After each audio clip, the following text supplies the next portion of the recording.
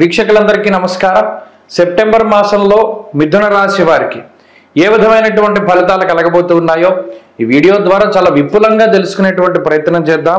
ముఖ్యంగా ఈ మాసంలో 17వ తారీఖున రవి కన్యా రాశిలోకి ప్రవేశం చేస్తున్నారు. 19వ తారీఖున శుక్రుడు తులలోకి ప్రవేశం చేస్తున్నారు. 24వ తారీఖు నాడు బుధుడు కన్యలోకి ప్రవేశం చేస్తున్నారు. ఈ 3 గ్రహాలు మాత్రమే మార్పు చెందుతూ ఉన్నాయి. మిగతా గ్రహాలన్నీ కూడా ఎప్పటిలాగానే సంచారం చేస్తూ ఉన్నారు. ఇక్కడ ప్రధానంగా మిథున రాశి వారికి గనక పరిస్థితిని చూస్తే ఈ రాశి వారికి జన్మ రాశి యందు ఉన్నటువంటి కుజుడు కొంత ప్రతికూలంగా ఉన్నారు. అలాగే 12వ ఇంట్లో ఉన్నటువంటి గురుడు ప్రతికూలంగా ఉన్నారు. ఈ 2 గ్రహాలు మాత్రం కొంత ఇబ్బంది పెట్టేటువంటి గ్రహాలు. దశమంలో ఉండేటువంటి రాహు యోగిస్తున్నారు.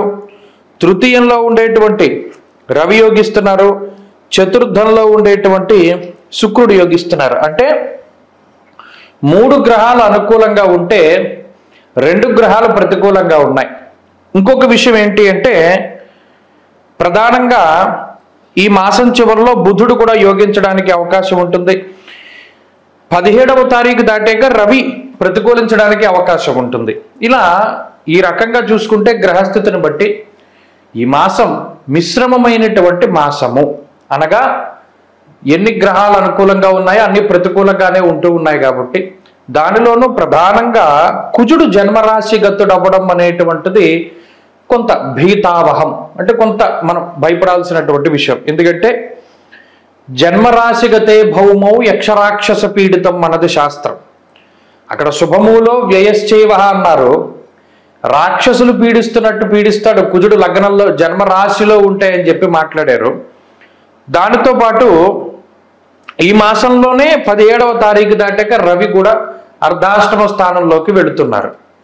మరి ఈ రకంగా ఉన్నప్పుడు ఇక్కడ 12వ భావము జన్మరాశి, 4వ భావము, అలాగే ఈ రాశ్యాత్తు కూడా 9వ భావము కూడా శనేశ్వరుడు, అనగా ఇవన్నీ కూడా ప్రతికూలించేటువంటి గ్రహాలే ఉన్నాయి. ఇవి గోచారంలో చాలా కీలకమైనటువంటి స్థానాలు. మరి అలా ఉన్నప్పుడు ఏమవుతుందండి అంటే మానసిక ప్రశాంతతని తీసేస్తాయి ఈ గ్రహ సంపత్తి. అంటే ఎప్పుడు ఏదో ఒక రకమైనటువంటి ఆలోచన ఉంటూ ఉండడం, దేని గురించో దాని గురించి ఎక్కువగా ధ్యాస పెడుతూ ఉండడం, ఎక్కువగా శరీరం అనేటువంటిది కష్టపడుతూ ఉండడం, శ్రమ ఎక్కువగా ఉండడం, అంతేకాక అనుకోని ఖర్చులు కొంత అధికంగా ఉండడం. మరీ ముఖ్యంగా ఈ కుజుడు ఎలా పీడిస్తున్నాడు? జ్వరం ఖడ్గ వ్రణం చైవ.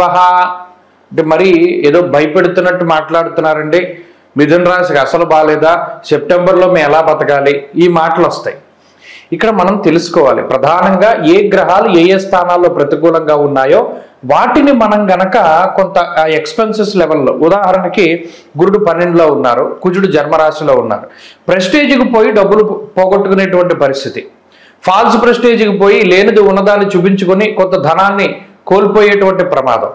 అటువంటి సందర్భం వచ్చినప్పుడు పలానా ఆయన చెప్పాడు కదా ఇలా ఉంది గ్రహస్థితి కాబట్టి ఖర్చు పెట్టడం మానేయాలి. పోటాపోటీ తత్వం, పక్కవాడు కారు కొన్నాడు మనం కూడా కొనేయాలి అనేటువంటి ఆలోచనలు, పక్కవాడు బండి కొన్నాడు మనం కూడా కొనేయాలి, ఇలా కంపారిజన్ అనేటువంటిది పెరిగిపోతుంది ఈ గ్రహస్థితి వల్ల. మొట్టమొదటిగా దాన్ని ఆఫ్ చేయాలి. అలా ఆపినటువంటి నాడు ఈ మిథున రాశి వారు కొంత బాగుపడతారు. అలాగే తృతీయంలో రవి ఉండడం చాలా అదృష్టం. దీనివల్ల ఈ 2 స్థానాల్లో 2 గ్రహాలు ఇచ్చేటువంటి ప్రతికూలతని రవి చాలా వరకు ఆపుతారు. ఆరోగ్యం, నిత్య సంతోషం, బంధుమిత్ర సమాగమ అంటూ ఉన్నది శాస్త్రం.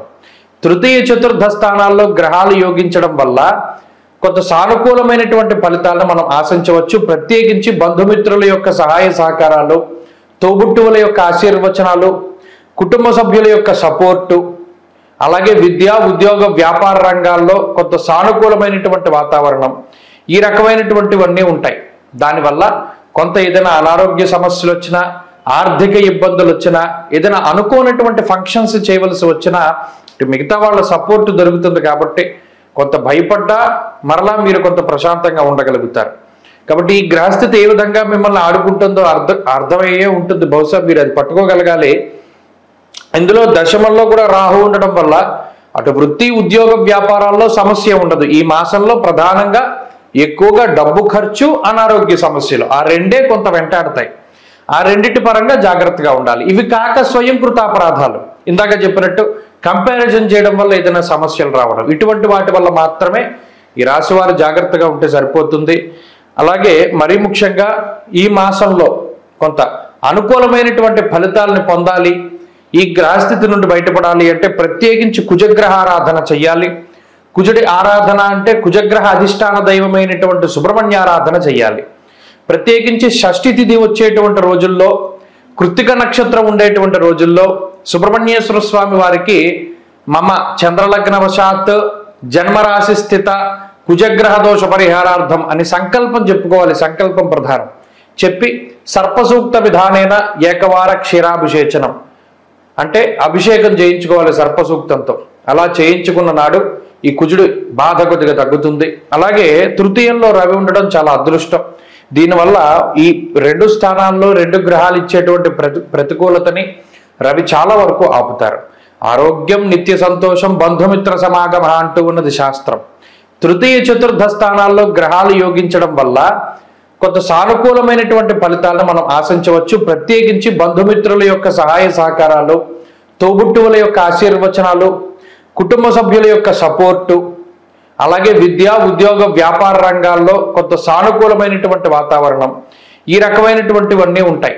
దానివల్ల కొంత ఏదైనా అనారోగ్య సమస్యలు వచ్చినా, ఆర్థిక ఇబ్బందులు వచ్చినా, ఏదైనా అనుకోనటువంటి ఫంక్షన్స్ చేయవలసి వచ్చినా మిగతా వాళ్ళ సపోర్ట్ దొరుకుతుంది. కాబట్టి కొంత భయపడ్డా మరలా మీరు కొంత ప్రశాంతంగా ఉండగలుగుతారు. కాబట్టి ఈ గ్రహస్థితి ఏ విధంగా మిమ్మల్ని ఆడుకుంటుందో అర్థమయ్యే ఉంటుంది. బహుశా మీరు అది పట్టుకోగలగాలి. ఇందులో దశమంలో కూడా రాహు ఉండడం వల్ల అటు వృత్తి ఉద్యోగ వ్యాపారాల్లో సమస్య ఉండదు. ఈ మాసంలో ప్రధానంగా ఎక్కువగా డబ్బు ఖర్చు, అనారోగ్య సమస్యలు ఆ రెండే కొంత వెంటాడతాయి. ఆ రెండింటి పరంగా జాగ్రత్తగా ఉండాలి. ఇవి కాక స్వయంకృత అపరాధాలు, ఇందాక చెప్పినట్టు కంపారిజన్ చేయడం వల్ల ఏదైనా సమస్యలు రావడం, ఇటువంటి వాటి వల్ల మాత్రమే ఈ రాశి వారు జాగ్రత్తగా ఉంటే సరిపోతుంది. అలాగే మరీ ముఖ్యంగా ఈ మాసంలో కొంత అనుకూలమైనటువంటి ఫలితాలను పొందాలి, ఈ గ్రహస్థితి నుండి బయటపడాలి అంటే ప్రత్యేకించి కుజగ్రహ ఆరాధన చెయ్యాలి. కుజుడి ఆరాధన అంటే కుజగ్రహ అధిష్టాన దైవమైనటువంటి సుబ్రహ్మణ్య ఆరాధన చెయ్యాలి. ప్రత్యేకించి షష్ఠి తిథి వచ్చేటువంటి రోజుల్లో, కృత్తిక నక్షత్రం ఉండేటువంటి రోజుల్లో సుబ్రహ్మణ్యేశ్వర స్వామి వారికి మమ చంద్రలగ్నవశాత్ జన్మరాశి స్థిత కుజగ్రహ దోష పరిహారార్థం అని సంకల్పం చెప్పుకోవాలి. సంకల్పం ప్రధానం. చెప్పి సర్పసూక్త విధానేన ఏకవార క్షీరాభిషేచనం అంటే అభిషేకం చేయించుకోవాలి సర్పసూక్తంతో. అలా చేయించుకున్న నాడు ఈ కుజుడు బాధ కొద్దిగా తగ్గుతుంది. అలాగే మంగళవారం నాడు 4 మంగళవారాలు వస్తాయి. ఏదో ఒక మంగళవారం నాడు కందిపప్పు, ఎర్రటి పళ్ళు, ఎర్రటి వస్త్రము, ఎర్రటి పువ్వులు ఇవి దానం చెయ్యాలి. చేస్తే ఆ కుజుడి యొక్క బాధ తగ్గుముఖం పడుతుంది.